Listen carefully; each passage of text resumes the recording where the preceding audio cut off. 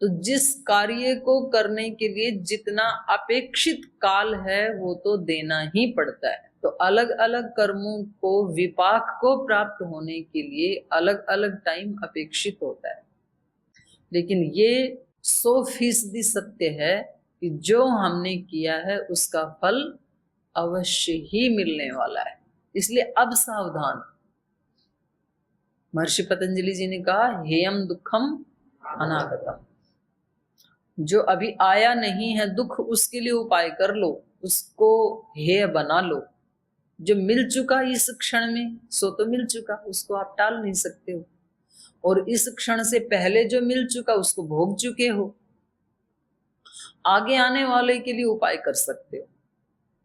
तो श्री राम भी वही कहते हैं कि अभी आपके कर्म जो हैं वो विपाक को प्राप्त हो गए। जो पाप आपने किए थे वो अब फल देने के लिए तैयार हैं।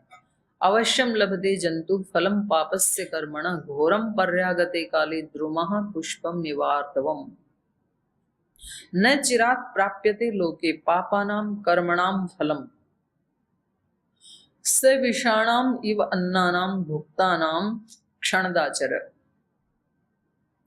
कह रहे कुछ वही बात कह रहे हैं जो हम अभी चर्चा कर रहे थे। कुछ कर्म कैसे होते हैं, तुरंत फल देने वाले होते हैं। जैसे विष से मिला हुआ अन्न खाया तो उसका फल कितने साल में मिलेगा? तुरंत। विष खाया और कुछ ही क्षणों में उसका फल मिल जाएगा, व्यक्ति मरेगा। स विषाणाम अन्नानाम भुक्तानाम अन्नानाम इव क्षणदाचर। हे क्षति पहुंचाने वाला, लोगों को कष्ट देने वाले निशाचर, पहले भी आया था ना, ये चौथे श्लोक में भी आया था क्षणदाचर। तो ये संबोधन है इनके खर का। दूसरे को कष्ट देने वाले, क्षति पहुंचाने वाले, जैसे विष मिले हुए अन्न को खाने पर न चिरात् प्राप्यते फलम, उसका फल न चिरात् प्राप्यते, देर से नहीं मिलता, तुरंत मिल जाता है।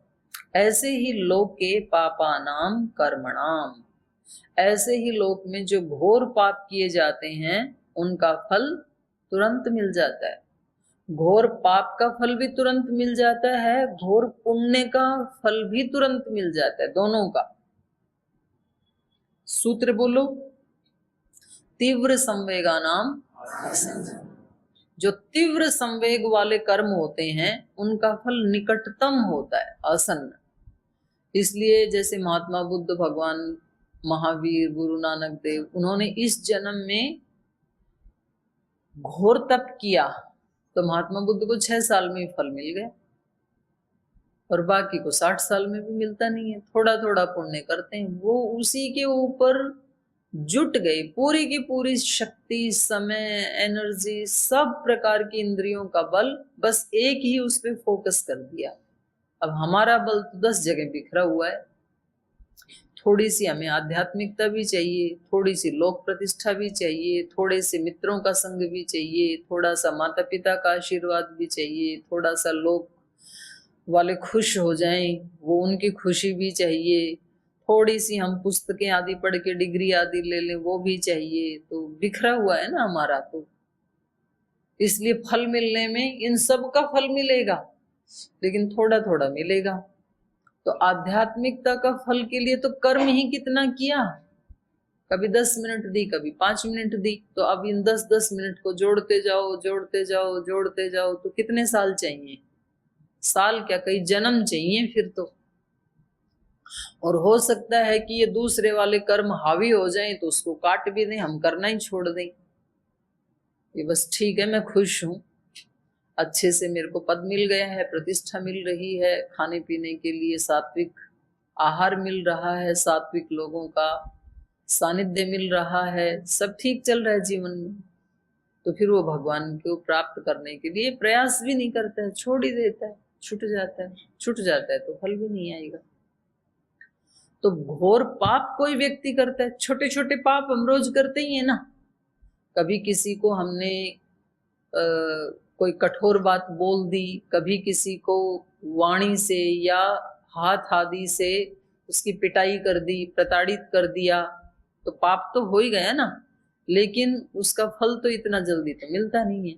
ठीक है, कोई थोड़ा सा नाराज हो जाएगा 1-2 दिन, और क्या होगा, फिर ठीक हो जाएगा 2 दिन के बाद।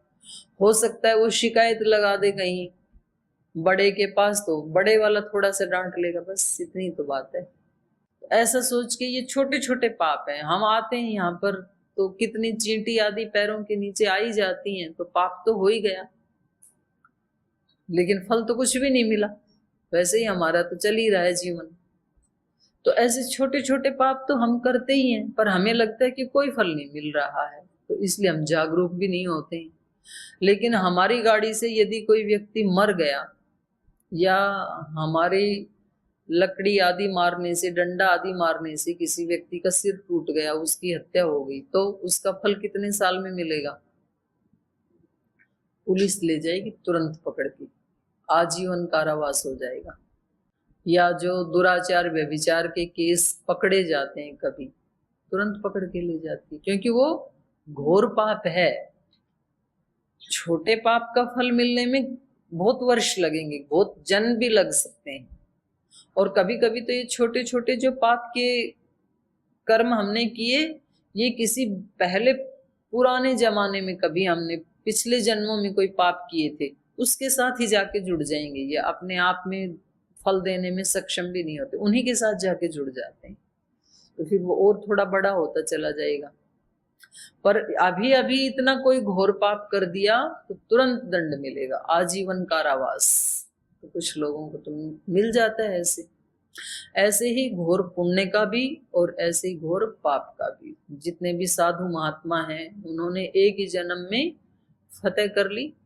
और ऐसे वेदांत दर्शन में भी आता है, वो कहते हैं जी मोक्ष को, निर्वाण को प्राप्त करने के लिए कई जन्म चाहिए क्या? बोले नहीं, ऐसा कोई नियम नहीं है, जब चाहे तब मिल जाएगा, मर्जी तो हमारी है। इस जन्म में चाहे तो इस जन्म में भी मिल जाएगा, लेकिन लगना तो पड़ेगा। तो किसी भी कर्म के लिए या फल के लिए जैसा जैसा हमारा प्रवाह होगा, 3 प्रकार का प्रवाह बताया है ना योग दर्शन में। तीव्र संवेगानामासन्ने से पहले बोलो, मृदु मध्य अधिमात्रत्वात् ततोपि विशेष। कुछ कर्म हम मृदु मृदु करते हैं, कुछ मध्यम कोटि के प्रवाह से करते हैं, संवेग से करते हैं, कुछ अधिमात्र संवेग से करते हैं, तो उनमें भी विशेषता हो जाती है। मृदु वाले का फल बहुत देर में मिलेगा, मध्यम वाले का उससे थोड़ा जल्दी मिलेगा, अधिमात्र वाले का और जल्दी मिलेगा, और तीव्र संवेग हो गया तो फिर तो तुरंत मिलेगा। तो इनका पाप कर्म कैसा है? रावण और उसके भाई बंधुओं का पाप कर्म कैसा है?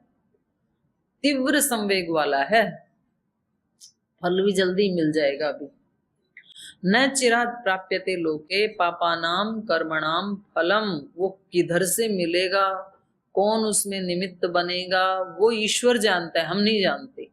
हमें तो ये लगता है कि मैंने अपने आप को चारों तरफ से सिक्योर कर लिया, मेरे को फल मिल नहीं सकता। चालाकी तो करता ही है मनुष्य, पहले चालाक बन के तभी पाप करता है। अगर ये पता हो कि निश्चित मिलेगा फल, तब तो करेगा ही नहीं।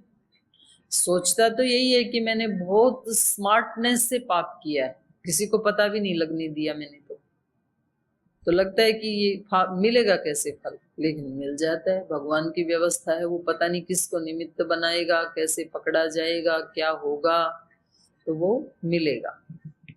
न चिराग प्राप्यते लोके पापानाम कर्मणाम फलम स विषाणाम इव अन्नानाम भुक्तानाम क्षणदाचर। पापम आचरताम घोरम लोकस्य अप्रियम इच्छताम अहमासादितो राज्ञा प्राणान हंतुम निशाचर। हे निशाचर, लोकस्य प्रियम इच्छताम, इस लोक का भला चाहने वाले जो मेरे पिता थे, राजा मतलब महाराजा दशरथ, उन्होंने घोरम पापम आचरताम, घोर पाप करने वाले लोगों के प्राणान हंतुम, उनको प्राण दंड देने के लिए, उनको मारने के लिए ही अहम आसादितो, लगता है मुझे भेजा है। मुझे लगता है पिताजी ने मुझे ऐसे ही वन में नहीं भेजा, बल्कि आप जैसे जो बहुत घोर पाप करने वाले निशाचर थे, उनके प्राणों का अंत करने के लिए ही और इस लोक की प्रियता को या इसके भले को चाहते हुए ही पिता ने मेरे को यहाँ जंगल में, वन में भेजा है। तो कभी व्यक्ति सोच लेता है ना कि भाई मैं तो चाहता नहीं था इनका नाश करना, मैं तो चाहता नहीं था इनको दंड देना, लगता है भगवान ने मुझे निमित्त बना लिया इनके पाप का फल देने में। एक तो होता है ना व्यक्ति इच्छा पूर्वक करता है, एक तो ऐसे होता है कि ऐसा तो कोई प्लान ही नहीं था फिर भी ऐसे हो गया। कभी कभी एकदम ऐसे अचानक हो जाता है। अद्य ही त्वाम मया मुक्ता शरः कांचन भूषणः विदार्य निपतिष्यन्ति वल्मीकम इव पन्नगाः। अद्य ही त्वाम मया, आज ही तुझको मेरे द्वारा मुक्ताः मुक्त कर दिया जाएगा। शरा कांचन भूषणा, कांचन मतलब स्वर्ण, स्वर्ण से आभूषित जो मेरे बाण हैं उन बाणों के द्वारा अद्य ही त्वाम मुक्ता, आज ही तुझे मुक्त कर दिया जाएगा। ये जो मेरे स्वर्ण जड़ित बाण हैं, इन बाणों के द्वारा आज ही मैं तेरी मृत्यु को प्राप्त करवा दूंगा। विदार्ये निपतिष्यन्ति, इन बाणों से तुझे फाड़ करके, तेरे को छिन्न भिन्न करके, निपतिष्यन्ति, मेरे बाण गिर जाएंगे जमीन में, पहले तेरे को चीर के, तेरे सीने को चीर के फिर जाके जमीन में गड़ जाएंगे। कैसे गड़ेंगे? वल्मीकम इव पन्नगाः, वल्मीक वो मिट्टी होती है ना, मिट्टी का घर, तो उसको वल्मीक बोलते हैं। वल्मीकम इव पन्नगा, तो उसमें वो वैसे तो वो दीमक बनाती है, सांप नहीं बनाते हैं उसको, लेकिन तो भी उसको सांप की बॉम्ब भी बोला जाता है। सांप घुस जाते हैं उसमें, बिल तो चूहे बनाते हैं और वो गिल्ली मिट्टी को वो निकालते हैं, दीमक निकालते हैं नीचे से, तो वो नीचे से दीमक मिट्टी, गिल्ली मिट्टी निकाल निकाल करके और उसको बाहर ले आते हैं, फिर चूहे उसमें से बिल बना देते हैं, सांप उसमें घुस जाते हैं तुरंत। सांप कभी बिल बनाते नहीं है। अनारंभेपि परगृहे सुखी सर्पवत, कभी घर बनाते नहीं, दूसरों के घर में जाके घुस जाते हैं। ऐसे सन्यासी के लिए बताया वहां पर, तो साधु सन्यासी अपना घर बनाते नहीं, किसी के भी घर में जाके घुस जाते हैं, क्योंकि घूमते रहते थे ना। साधु का एक विशेषण ये भी है, यायावर, घूमते रहना। एक जगह रहना सन्यासी का धर्म नहीं है जैसे हम सब रह रहे हैं। एक जगह रहने से राग द्वेष बन जाते हैं, तो इसलिए सन्यासी का काम है चलता रहे। पर अभी तो विद्यार्जन के लिए रुके हुए हैं, तो विद्यार्जन के लिए तो गुरु के सानिध्य में रहना ही होता है, तो उतना तो ठीक है, उसके बाद सेवा में लग जाना चाहिए। तो वो ऐसे ही सन्यासी को तो क्या बोलते हैं, क्या बोलते हैं? परिव्राजक, चारों तरफ व्रजन करने वाला परिव्राजक। केवल चतुर्मास में ही एक जगह रुकते थे सन्यासी, बाकी सब समय तो भ्रमण ही करते रहते हैं। तो एक तो उससे ज्यादा लोगों का कल्याण होगा, और दूसरे राग द्वेष नहीं बनेंगे, तीसरे आसक्ति नहीं बनेगी किसी चीज में। आसक्ति तभी तो बनती है जब लंबे समय तक किसी एक चीज का हम सुख भोगते हैं तब, नहीं तो कहीं धर्मशाला में, कहीं किसी होटल आदि में कोई व्यक्ति रुकता है तो वहां की चीजों में आसक्ति कहाँ होती है, उनका प्रयोग करके फिर आगे चल पड़ता है। तो आसक्ति के लिए थोड़ा टाइम चाहिए। जब आप नए नए आते हो यहाँ गुरुकुल में, तब कहाँ आसक्ति होती है किसी भी व्यक्ति में, क्योंकि पहचानते ही नहीं किसी को भी। फिर एक दो महीना जब रह जाते हैं और अपने गुण कर्म स्वभाव वालों के साथ जब संबंध बन जाता है, तब राग द्वेष बनते हैं। तो श्री राम कह रहे हैं, मुझे लगता है मेरे पिता ने तुम्हारे जैसे निशाचरों का प्राणांत करने के लिए ही मुझे वन में भेजा है, इसलिए आज ही मैं अपने इन स्वर्ण जड़ित बाणों से तुझे मुक्त कर दूंगा, और मेरे बाण तेरा विदीर्ण करके, तेरा नाश करके, ऐसे ही जमीन में निपतिष्यन्ति, ऐसे ही घुस जाएंगे जैसे पन्नगाहा सर्प, वल्मीकम वाल्मीकि में अपने घर में जैसे घुस जाते हैं, ऐसे ही मेरे बाण पृथ्वी में समा जाएंगे। प्रहर त्वं यथा कामं कुरु यत्नं कुलाधम अद्यते पातयिष्यामि शिरस्तालफलं यथा। कुलाधम,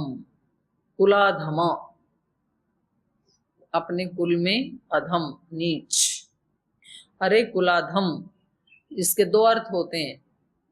एक तो नीच है कुल जिसका, तो उसमें कुल की निंदा की गई है, और कभी कुल तो अच्छा था पर ये व्यक्ति उसमें बुरा पैदा हो गया, तो उसको भी कहते हैं कुलाधम।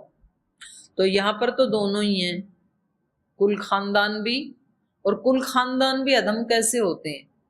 अधम व्यक्तियों के कारण कुल खानदान हो जाते हैं, वरना तो कुल तो इनका जो बिल्कुल मूल में जाए तब तो अच्छा ही था। इनके जो दादा नाना हैं वो तो ऋषि ही थे। अब क्योंकि बच्चे यदि नालायक पैदा हो जाएं तो फिर वो कुल भी बदल जाते हैं, और बच्चे अच्छे पैदा हो जाएं तो भी कुल बदल जाते हैं। संतान विपरीत हो जाती हैं तो बदल जाते हैं वंश। हिरण्यकश्यप के घर हर हुए और उग्रसेन के कंस, तो बदल गया ना कुल खानदान। हिरण्यकश्यपु के घर में प्रहलाद भक्त पैदा हो गए तो कुल को उतार दिया, चेंज हो गया, असुर कुल से भक्त कुल बन गया। और कंस के पिता तो बहुत धर्मात्मा थे, उग्रसेन, तो उनके यहाँ कंस पैदा हो गया तो पूरा चेंज हो गया। तो उसी से कुल बनते हैं। तो इन्होंने अपने कुल को भी अधम बना दिया और खुद भी अधम ही है सारे भाई। प्रहर त्वं यथा कामं कुरु यत्नं कुलाधमा। बोले ठीक है, तेरे को अगर मेरे ऊपर प्रहार करना है तो कर सकता है, मैं तेरे को पहले चांस देता हूं।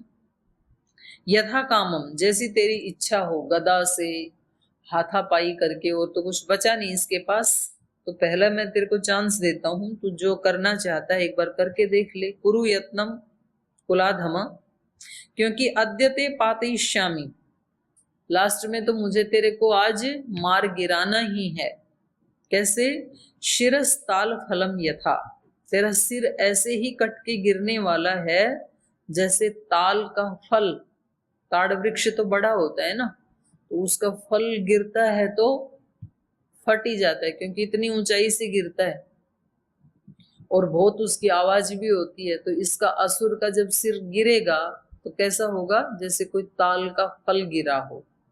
तो कह रहे लास्ट में तो मुझे तुझे मार ही गिराना है, उससे पहले तू जो भी यत्न करना है वो कर ले। तो जब बहुत ज्यादा पाप बढ़ जाता है तो इस वर्णन को देख कैसे लगता है कि भगवान भी हमें शायद चांस देते हैं कि अब तेरा पाप का घड़ा तो भर ही गया है, तो उससे तेरे को मरना तो है ही, उससे पहले तेरे को और चांस दिया जाता है लास्ट में, तेरे को जो भी पाप करना है और कर ले। तो व्यक्ति कई बार ऐसे होता है कि उसको जब वो गलत रास्ते पे चलता है और दूसरे समझाते हैं तो वो उनकी ना बहुत ही उपेक्षा करने लग जाता है, अपने माता पिता की, गुरुजनों की, उनकी हंसी उड़ाने लग जाता है उनकी बातों की। तो ये समझ लो कि फिर उसका नाश नजदीक है, पाप जो है वो आसन्नतम हो गई। और नहीं तो व्यक्ति संभल पाए यदि, तो वहां से भी यू टर्न ले सकता है कि भाई ये सही कह रहे हैं, सच में ही, तो फिर उनका बदल भी जाता है जीवन। बहुत पाप करके भी, जैसे महात्मा बुद्ध से जो मिले थे अंगुलीमाल, बहुत पाप कर चुके थे, लेकिन इन्होंने जब बताया तो उनके दिमाग में बात जच गई, कह तो सही रही है। इन्होंने कहा तुम बहुत गलत कर रहे हो और इसका फल तुम्हें ही मिलेगा, कोई इसमें भागीदार नहीं बनेगा। तो फिर उनका जीवन बदल गया, समझ में आ गया, तो वहां से भी यू टर्न ले लिया। ऐसे भी होता है। और जब सुनते नहीं हैं तो और ज्यादा बढ़ चढ़ के करते हैं, फिर वो मजाक उड़ाते हैं बड़ों की। बोला अच्छा आप कह रहे हो ऐसे होगा, लो अभी करके दिखाता हूँ आपके सामने, देखो कुछ नहीं हुआ ना। फिर वो बेचारे रह जाते हैं। तो समझ लो कि उसको बहुत बड़ा दंड मिलने ही वाला है, ऐसी स्थिति यदि है तो ऐसे ही श्री राम इनको अंतिम चांस दे रहे हैं, भाई तेरे को जो करना है कर ले, तू यथा कामम यत्नम कुरु त्वं प्रहर कुलाधम अद्यते पातयिष्यामि, क्योंकि आज तो मैं तुझे मुक्त कर ही दूंगा। शिरस्ताल फलम यथा, जैसे कि कोई ताड़ के वृक्ष से उसका फल गिरता है, ऐसे ही तेरा सिर नीचे गिरेगा। एवं मुक्तस्तु रामेण क्रुद्ध संरक्त लोचनः प्रत्युवाच खरो रामं प्रहसन् क्रोधमूर्छितः।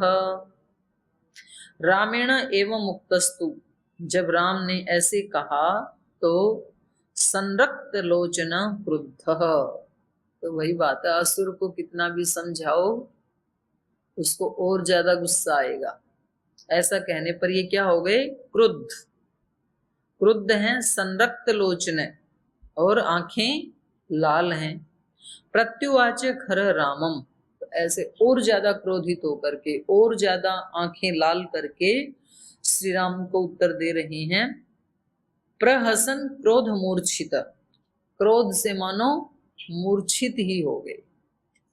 क्रोध के भी तो लेवल हैं, एक तो क्रोध कर रहा है पर जागरूकता भी है कि क्रोध कर रहा हूं, एक फिर और थोड़ा सा बढ़ गया तो भी पता तो है कि क्रोध कर रहा हूं लेकिन काबू नहीं कर पा रहा हूं उसके ऊपर, और एक फिर तीसरी स्टेज है पूर्ण उदार अवस्था, उसमें तो पता ही नहीं लगता व्यक्ति को कि मैं कुछ गलत कर भी रहा हूं। तो उसकी भी श्रेणियां हैं, अच्छाई की भी बुराई की भी श्रेणियां हैं। अच्छाई, जब व्यक्ति अच्छा काम करता है तो लगता है कि कुछ अच्छा कर रहा हूं, फिर उससे और थोड़ा अच्छा करता है, सेवा आदि करता है, तो लगता है कि भाई अब तो बस स्वभाव ही बनता जा रहा है। अब तो ऐसा हो गया कि सेवा के बिना या पुण्य के बिना या योग के बिना अब जी ही नहीं सकता हूं, अब तो ऐसी स्थिति आ गई है। तो ये और थोड़ा सा बढ़ गया। फिर एक ऐसी स्थिति है तीसरी की वो तल्लीन ही हो गया, उसको ये भी नहीं पता कि मैं कुछ अच्छा कर रहा हूं, बस हो रहा है उसके माध्यम से, एकदम तद्रूप ही हो गया। तो ऐसी श्रेणियां हैं। तो ये कैसे हो गया, मूर्छित ही हो गया क्रोध से, तीसरी वाली श्रेणी के ऊपर पहुंच गए खर। बहुत क्रोधित है, क्रोधित क्या है, क्रोध से मूर्छित हो गया है, थोड़ा भी इसको होशो आवास नहीं है, संरक्त लोचन है, और इसलिए प्रहसन रामम प्रत्युवाच है।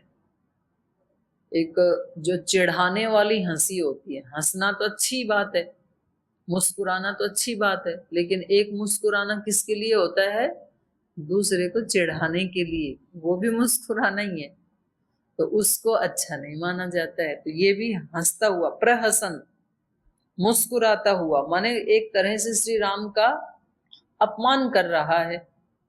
तो कभी कभी अपमान करने के लिए भी व्यक्ति मुस्कुराता है, तो वो निंदनीय है, वो मुस्कान वो नहीं, अच्छी नहीं है वो। और क्या कह रहा है, प्राकृतान राक्षसान् हत्वा युद्धे दशरथात्मज आत्मना कथम आत्मानम अप्रशस्यम प्रशंससी। हे दशरथात्मज, दशरथ पुत्र श्री राम के लिए कह रहा है, युद्धे प्राकृतान राक्षसान् हत्वा, सामान्य राक्षसों को मार दिया आपने युद्ध में, तो आपको क्या लगता है मेरे को भी मार दोगे।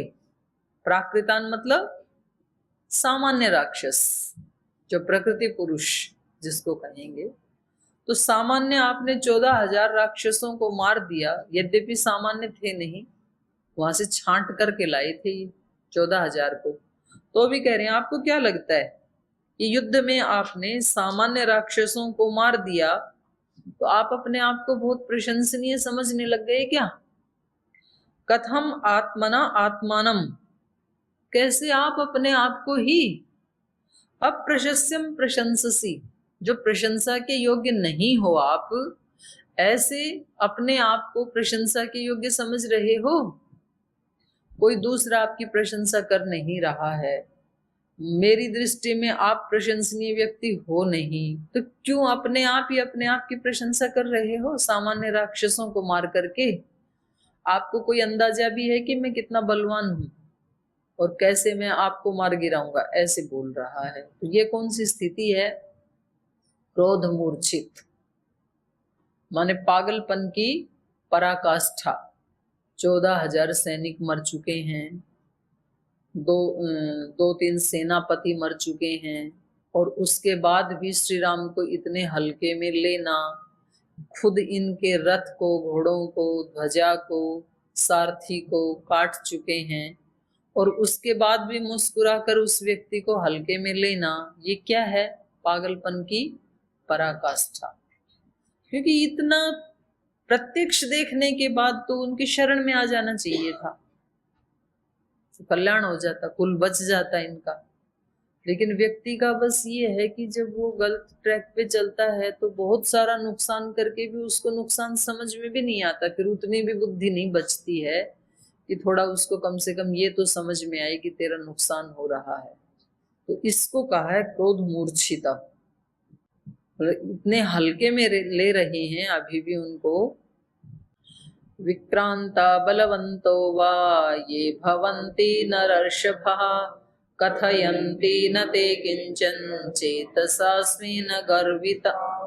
तेजसः न तु मामिह तिष्ठन्तं पश्यसि त्वं गदाधरं धराधरमिव कंप्यं पर्वतं धातुभिश्चितं पर्याप्तोऽहं गदापाणेर्हन्तुं प्राणान् रणे तव त्रयाणामपि लोकानां पाशहस्त इवान्तकः कामं बह्वपि वक्तव्यं त्वयि वक्ष्यामि न त्वहम् अस्थं गच्छेद्धि सविता युद्ध विघ्नस्ततो भवेत्। तो अब तो समय हो गया, तो इन श्लोकों को फिर कल ही पढ़ेंगे। तो यहाँ पर खर बिल्कुल ही क्रोध से मूर्छित हो चुका है, और श्री राम को इतना पराक्रम दिखाने के बावजूद भी बहुत हल्के में ले रहा है।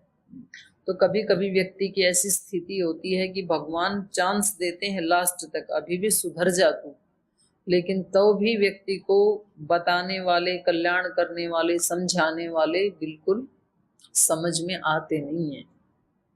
तो ऐसी स्थिति खर की भी हो रही है। तो आगे का पाठ हम कल पढ़ेंगे, आज यही विराम लेते हैं।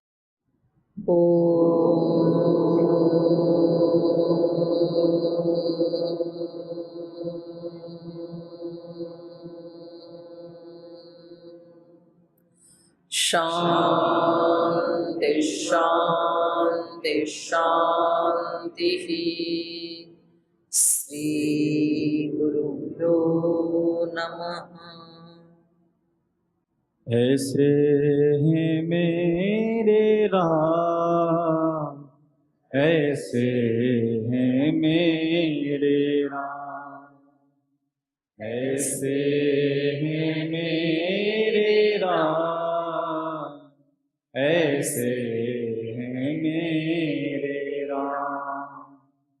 विनय भरा हृदय करे सदा जिन्हें प्रणाम, ऐसे हैं मेरे राम, ऐसे हैं मेरे राम।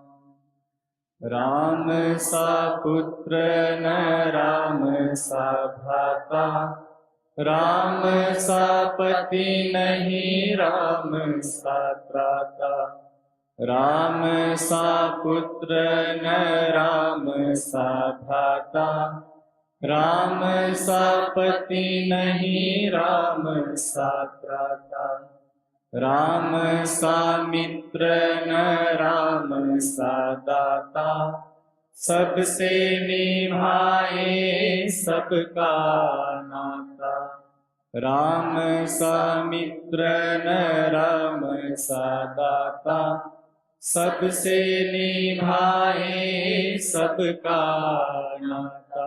स्वभाव से उदार शांत, सब गुणों के धाम, ऐसे हैं मेरे राम, ऐसे हैं मेरे राम।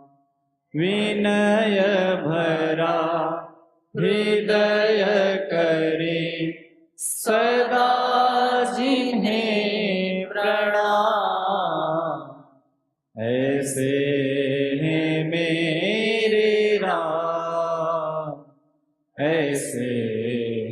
मेरे राम, ऐसे हैं मेरे राम, ऐसे हैं मेरे राम, ऐसे हैं मेरे राम, ऐसे